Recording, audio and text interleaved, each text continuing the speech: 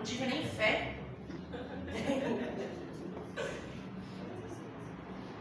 Amém? Todo mundo abriu? Quem não abriu, acessou? Então está indo aqui pela leitura da mídia. Já coloquei. 6,16 diz assim: e quando veio a noite, quando veio a tarde, seus discípulos desceram para o mar e, entrando no barco, atravessaram o mar em direção a Cafarnaum. Estava já escuro e ainda Jesus não tinha chegado ao pé deles. E o mar se levantou, porque um grande vento assoprava. Pode fechar sua Bíblia, mas deixa marcadinho nessa passagem. Queridos, nós vamos louvar um cântico que fala a respeito do nosso amigo, aquele que o Senhor enviou como nosso consolador. Quando Jesus ressuscitou e ele apareceu aos seus discípulos, ele passou então 40 dias ressurreto. O que é ressuscitar? É você estar morto e esse corpo morto voltar a viver. Viu? Não é um outro corpo de Jesus, não. Aquele Jesus que foi crucificado, que teve o corpo traspassado por uma lança, aquele Jesus que sangrou até a última gota de sangue, que levou as chibatadas, que teve uma coroa de espinho fincada na cabeça dele. Aquele Jesus foi tirado da cruz e colocado no sepulcro. No terceiro dia a Bíblia diz, para quem crê, que ele ressuscitou. Ressuscitar é voltar a viver. Ok? Ressurreto, depois desses 40 dias, a Bíblia diz que ele subiu aos céus e disse que vai voltar para buscar o Senhor. Nós cremos e esperamos por esse dia. Aí tem um detalhe. Ele disse que a gente não ia ficar órfão. Ele ia enviar o Consolador. E esse cântico ele vai dizer, ele vai falar que o Espírito Santo, Consolador, ele é aquele a quem nós podemos buscar. Ele é o íntimo de Deus, a terceira pessoa da Trindade. Eles são três em um: Deus Pai, Deus Filho e Deus Espírito Santo. Então, se você hoje não tem a oportunidade de orar, eu quero te convidar a fazer comigo essa oração em forma de canção. Glória a Deus, Senhor. Eu não chego nem perto do que a Fernanda Brum canta, mas essa não é a minha intenção. A minha intenção é cantar para Jesus. Aleluia. Se você quiser perder seu tempo prestando atenção na voz, isso já vai ser um problema. Mas você não vai fazer isso porque você não veio com culto atrás de pessoas. Você veio cultuar Jesus. Glória a Deus. Então você vai se ligar na letra do cântico. Romildo, você pegou o playback com letra, né, filho? É glória. Inglês. Playback. Espanhol. Ah, eu tenho um filho tão ignorante. Parece a mãe. E aí eu quero que você louve junto comigo, mas você vai louvar esse cântico como sendo uma oração. Tem alguém muito forte aqui? Tenho certeza. O Gerson fala que a minha mão é pequena, mas ela é pesada. Meu tá dói. A Juliana, então, nesse Ixi, quem Deus Pai? Bateu nas costas é pneumonia. Quase foi o meu braço hoje. Foi. Isso é quando a gente pensa em força física. Mas quando fala de espírito, no teu espiritual, dá pra bater no peito e falar, eu sou forte. Dá? A gente enfrenta lutas terríveis todos os dias no nosso espiritual, porque a guerra é travada para nos separar de Deus. Hoje eu estava conversando com um aluno muito querido e eu estava falando exatamente isso com ele. A única coisa que nos separa de Deus é o pecado. E não é Deus que se separa, é a única coisa que nos separa de Deus é o pecado. E orando ao Espírito Santo nós vamos pedir para que Ele nos fortaleça. Amém, Senhor, eu creio. Para que a gente possa vencer todas essas lutas que são carnais. Amém? Ai, pastor, eu nem sei a letra, não tem problema não. Você vai fechar seu olho, vai meditar. Se quiser ficar de pé, fica. Se quiser ficar sentado, fica. Não tem importância, mas não deixe de aproveitar esse momento. Amém? Amém, Romildo?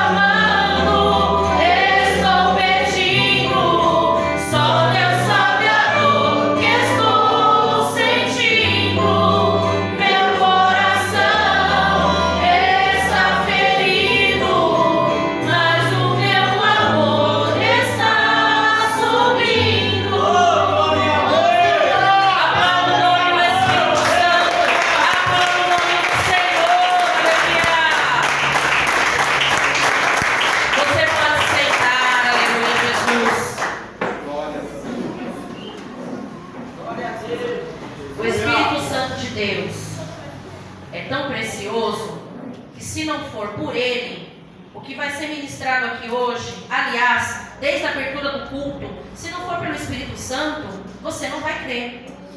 Se não for pelo Espírito Santo, a gente não vai entender. Então, o Espírito Santo de Deus é um presente, queridos. E às vezes a gente passa a nossa caminhada cristã sem se dar conta disso, sem buscar, sem acreditar nessa presença. Conte com o auxílio do Espírito Santo. Busque o Espírito Santo. Espírito Santo não é só mover. Espírito Santo não é só falar em língua. Espírito Santo não é só ter dom de visão. Não é só reteté. Não, queridos. Isso são dons. Espírito Santo é a terceira pessoa da Trindade. É o íntimo de Deus. Quando Jesus vier buscar a sua igreja, o Espírito Santo vai também. Já pensou que coisa triste para quem ficar? Não tem mais o Espírito Santo. Eu não quero estar aqui para saber o que vai ser isso. Também não. Tem misericórdia, Deus.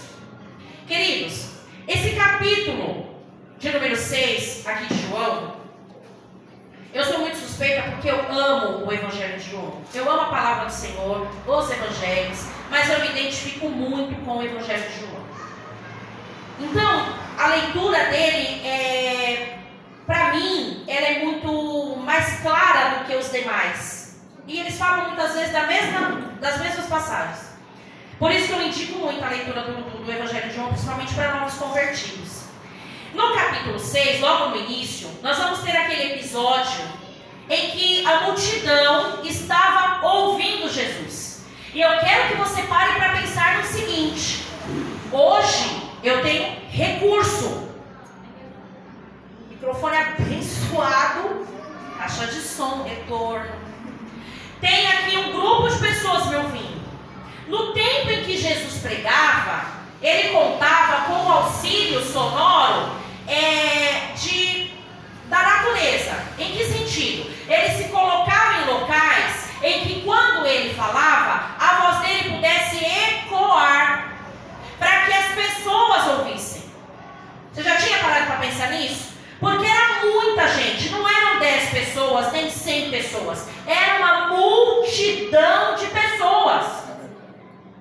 Só que essa multidão de pessoas que ouvia Jesus falar, nem todas elas iam para ouvir Jesus falar. Elas iam porque ouviam falar que Jesus curava, libertava as pessoas que estavam possessas de demônios, fazia e mais obras de milagres. Então essas pessoas iam para ver o que Jesus podia fazer.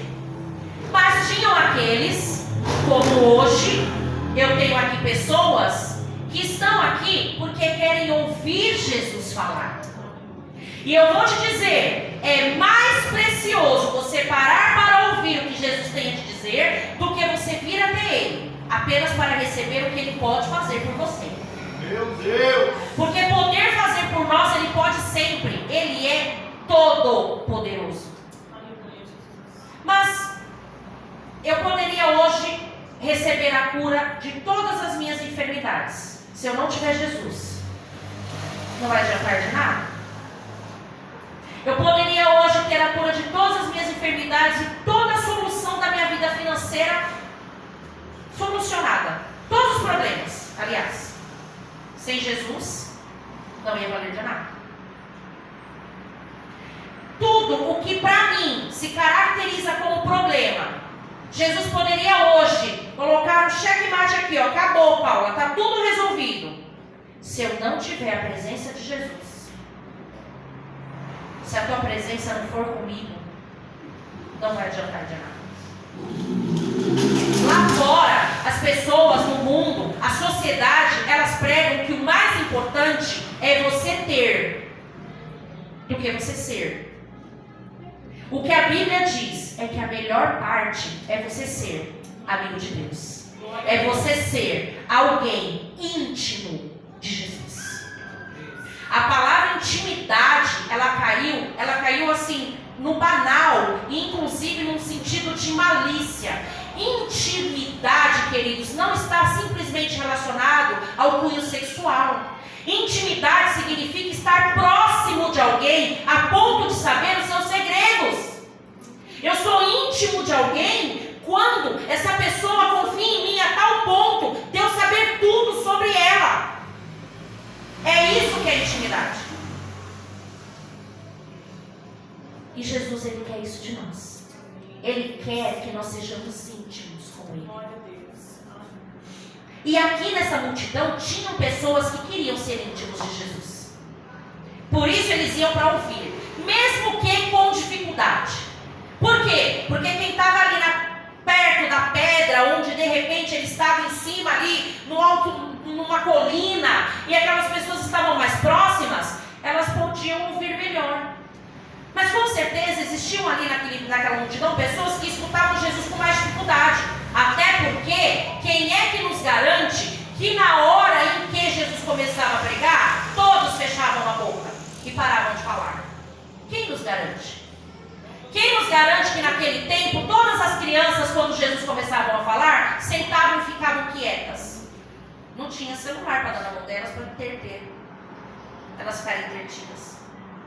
Quem nos garante? Mas aquelas pessoas estavam lá ouvindo Jesus.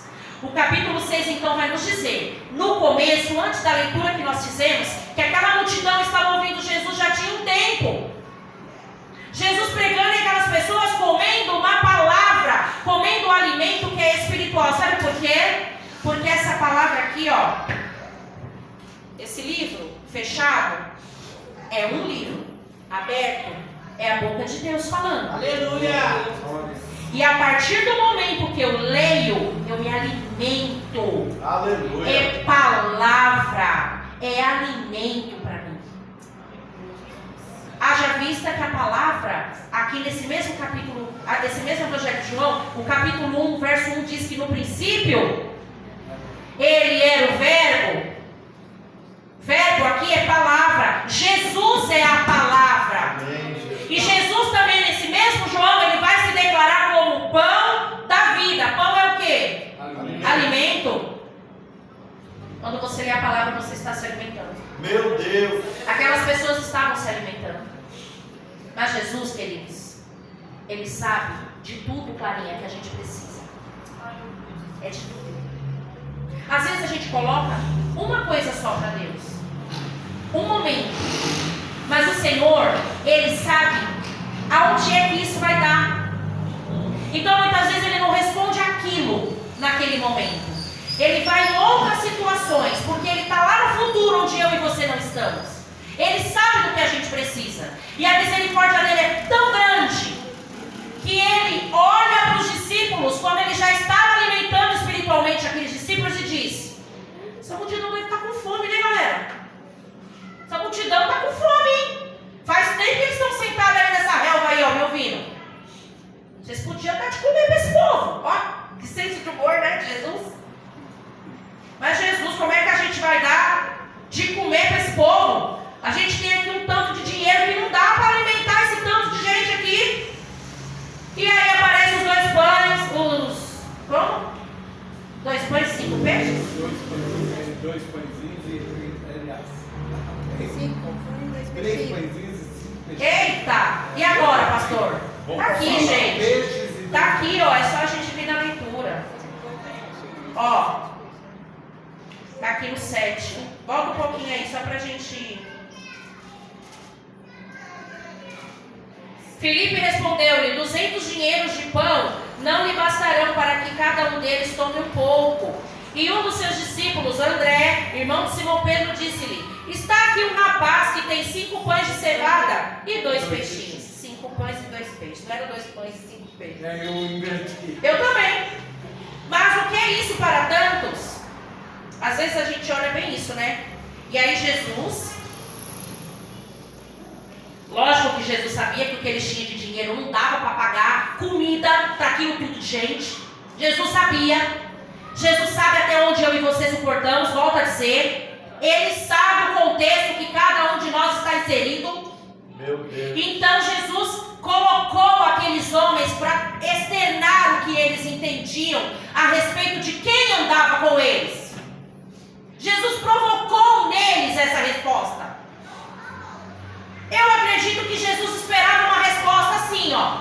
Então, eles estão com fome. Vocês não vão dar de comer para eles? Eu acredito, vamos conjecturar. Jesus falando assim. Algum deles falando assim: não, Jesus, o Senhor é Jesus. O Senhor é que opera milagre. A gente não é capaz de fazer nada. Não, a resposta deles foi no natural.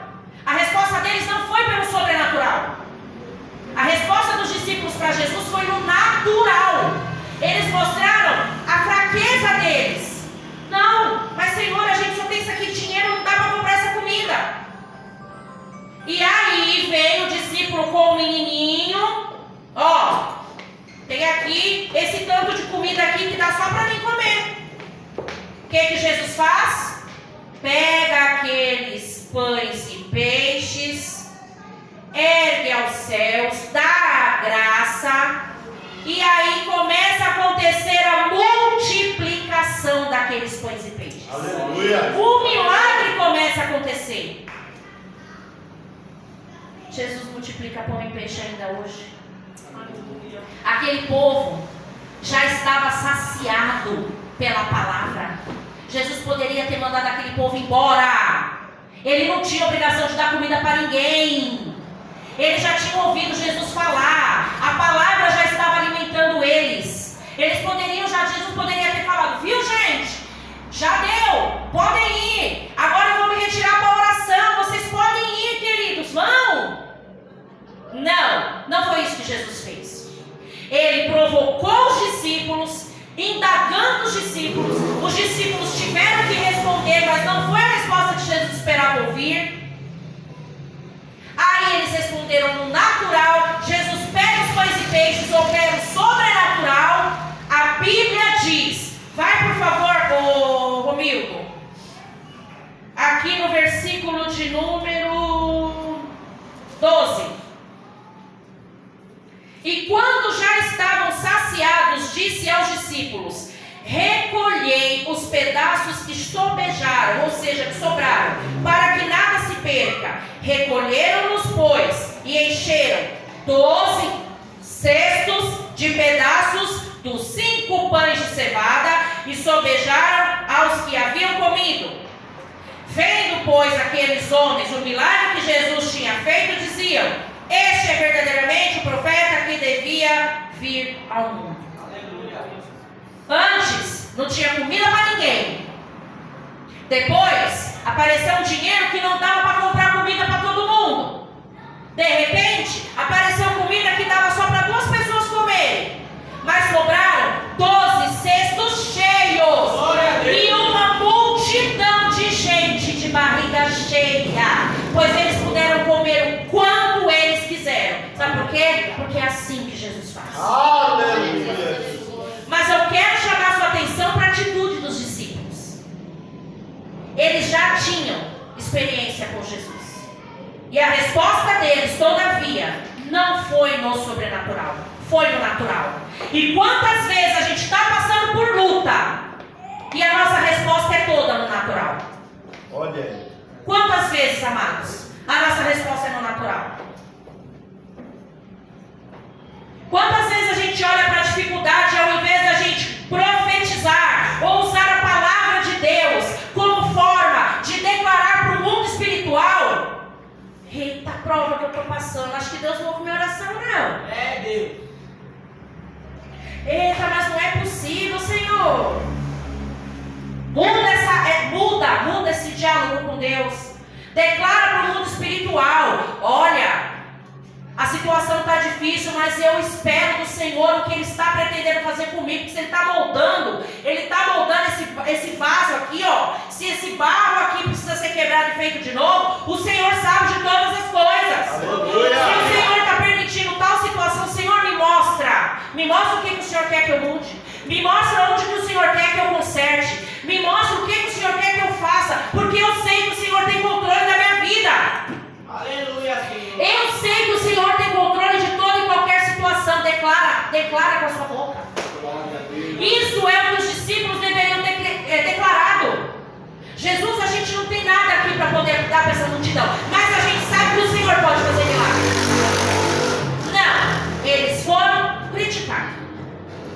foram falar que não tinha como, era impossível alimentar aquele povo. Pois eles não estavam, não era diante do Jesus que opera impossível? Mas a palavra que nós lemos vem depois desse acontecimento. Eu quero que vocês imaginem o quanto Jesus estava cansado. Porque ele tinha pregado praticamente o dia. Ele tinha pregado, falado muito. Os discípulos então começaram aquele trabalho de...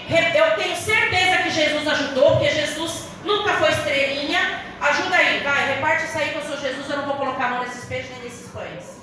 Não, sempre foi pelo exemplo. Tenho certeza que Jesus foi o primeiro a pegar pão e peixe e dar na mão do povo. Tó, filho, toma, toma. Ó, dá pra essa criança uma coisa linda, vem, tó, tó. Tenho certeza que ele foi o primeiro a pegar o cesto e a distribuir. Aí aquele povo estava cansado, tanto os discípulos como Jesus. E aí quando nós começamos a ler aqui o 16, a palavra vai dizer que veio a tarde e os seus discípulos desceram para o mar. E entrando no barco, atravessaram o mar em direção a Cafarnaum. Eles estavam no lugar e eles foram atravessar o mar em direção oposta, né? Foram para outro lado. Só que se você olhar aqui, ó, volta no 15 um pouquinho, Romildo, por favor. Para você ver quem é o Jesus que nós amamos. Ele tinha acabado de multiplicar pães e peixes para uma multidão de pessoas. Será que aquela notícia ia se espalhar? Era muita gente para guardar segredo, né? E muita gente alegre para poder chegar e contar. Você não sabe o que Jesus fez? A gente recebeu pão e peixe para comer à vontade depois de ele ter pregado. Foi uma bênção. Claro que com certeza teve aquele que falou: Jesus multiplicou pão e peixe lá, mas o peixe sem sal. Jesus andou multiplicando lá na pregação, mas demorou a pregação, viu? Tá aguentando mais, ainda bem que tinha onde sentar. Aí multiplicou o pão e peixe lá, até que eu gostei. Multiplicou o pão e peixe, mas peixe frio. Porque tem desses, né? Recebe, mas murmura mesmo assim, porque não é do jeitinho que quis. Mas tá bom, Jesus tá. Mesmo assim Jesus ama. O 15. Sabendo, pois, Jesus que haviam de vir arrebatá-lo para o fazerem rei, ó, era a chance de Jesus ser exaltado. Olha o que ele fez. Ele se retirou dali. Meu Deus. Vamos aprender com Jesus, né, Camila? Primeiro que ele cresça e eu diminua. Eu tenho que tomar um pouco de cuidado e Aline para cantar esse louvor. Senão some. Você está pensando muito alto, né, amado? Ah, Deus! Que ele cresça, eu diminua, né? Aí ele só foi pro monte. Porque devia ter uma rede lá para Jesus descansar no monte, né? Crente. Ele estava cansado, ele operou o milagre, ele serviu o povo, claro que ele comeu também, porque ele estava habitando um corpo corruptível, ele sentia fome, sentado estava, deve ter conversado com muita gente. Vai, discípulos, vocês vão atravessar o mar, vão lá para Cafarnaum, eu vou orar. Antes que esse povo venha, comece a me colocar no ombro deles e falar que eu sou rei, eu não quero exaltação. Não é tempo ainda, eu vou me retirar. Para descansar, igreja, Jesus subiu para o monte para orar. Aleluia. E a gente não quer orar. Mas o Espírito Santo, a gente cantou aqui. Me ajude na minha fraqueza. Ele ajuda. Continua clamando. Meu Deus. E quando veio a tarde, os discípulos foram, atravessaram de barco para Cafarnaum. Estava já escuro.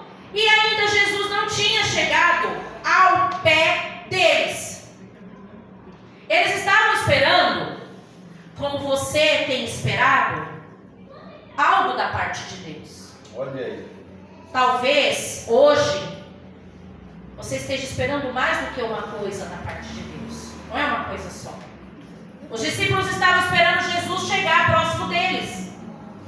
Mas como sempre, as coisas a gente espera que aconteça do nosso jeito.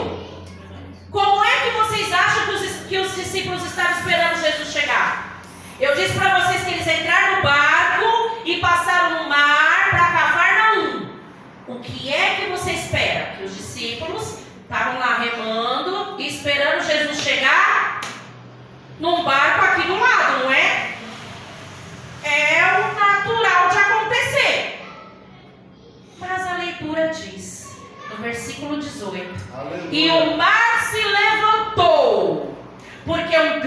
grande vento assoprava. Eu não sei na sua vida, mas na minha tem uns ventinhos que está levantando. Meu Deus. E é uns ventinhos que, pela misericórdia de Deus, gente. Oh Deus. É aqueles ventos que derrubam a gente de joelho para orar. 19. E tendo navegado uns 25 ou 30 estádios. Pastor, você não tem noção do que é esse estádio? Eu não sei qual é essa medida. Olha, se eu falasse, eu sei, mas eu não lembro. Não Mas lembra. é coisa assim, Quem tá caindo se eu não me aí? engano, é uns 11 quilômetros. É NVI. Tem alguém que tem a nova versão internacional aí, que aí a leitura é diferenciada? Dá uma olhada aí, gente. O que significa essa palavra estádios? É um nome de uma medida. É uma medida. Quilômetro? É quilômetro, Márcio? 25 quilômetros? De 5 a 6. De 5 a 6 quilômetros é o que a gente transforma 25 a 30 estádios. 5 a 6 quilômetros, 6.000 metros de distância. Sim. Gente, não é perto, né? Não. 6 quilômetros não é daqui a ali, né, Jefferson? De distância. É daqui até a Mirante, mais ou menos. Então daqui até o Tucuruvi, gente, ó. Como daqui até o Tucuruvi, a distância que eles já tinham saído de onde Jesus estava e onde o barco já tinha ido. Não é perto? Então eles estavam esperando realmente Jesus chegar de barco. Você está esperando Jesus chegar? Você está? Eu estou. Eu tenho uma lista de pedido para Jesus e eu estou esperando ele chegar com eles. Mas é que a gente espera Jesus chegar no meio do mar de barco. Porque sempre a gente espera as coisas acontecerem do nosso jeito. Nós programamos, mas com Deus não é assim. Eu oro, eu peço para o Senhor e aí depois eu com a maior cara lisa digo: o Senhor está no controle de tudo. Mentira, gente. A gente tira o controle da mão do Senhor toda hora. Parece adolescente quando está jogando. Como é os play? Qual é o nome dos play? Que eu não sei qual que é. O último play é qual? Play 5? Ainda usa controle ou já é o poder da mente? Usa controle? Aí você fica jogando, agora sou eu, você não tem dois, só tem um, e aí faz como? Parece que a gente fica assim com Deus, tirando o controle da mão dele. Meu Deus. Os discípulos no 19, imagina que eram homens acostumados com o mar, eram pescadores, a maioria. Então, no 18, o mar se levantou porque um grande vento assoprou. No 19, e tendo navegado estes 6.000 metros de distância, viram Jesus andando sobre o mar, aproximando-se do barco, e glorificaram. Não, eles não glorificaram. Eu tenho certeza que eu e você também não íamos glorificar. É um fantasma. Eles gritaram aterrorizados. Por quê, gente? Porque eles estavam esperando algo natural. Você imagina, só na luz da lua, em pleno mar. Eles não tinham lanterna, não tinham uma vela, não tinham lanterna de celular. Era uma escuridão total. E eles estavam vendo alguém vindo na direção deles. O vento balançando o barco. Quando eles vêm vindo na direção deles, eles temeram. O sobrenatural de Deus assusta sim. Eita Deus. Você fica estarrecido. Tanto é que quando a gente escuta aqueles testemunhos sobrenaturais, a gente fica, meu Deus. Não é? Você fica passado. E aí no 20, porém, na hora que eles temeram, ele lhes disse: sou eu, não temais. Eita. Se prepara para esse dia, tá? Amém, glória. Se prepara para esse dia. O dia em que Jesus vai olhar para você e vai falar: sou eu, não temais. Meu Deus. Não é do jeito que você quer, não é do jeito que você espera, porque o tempo de Deus é perfeito. Jesus não chega atrasado. A vontade de Deus é perfeita, ela não falha. Fique de pé. A continuação da leitura diz no 21. Então eles de boa mente o receberam no barco, e logo o barco chegou à terra para onde iam. Levanta sua mão assim e diz comigo: Jesus,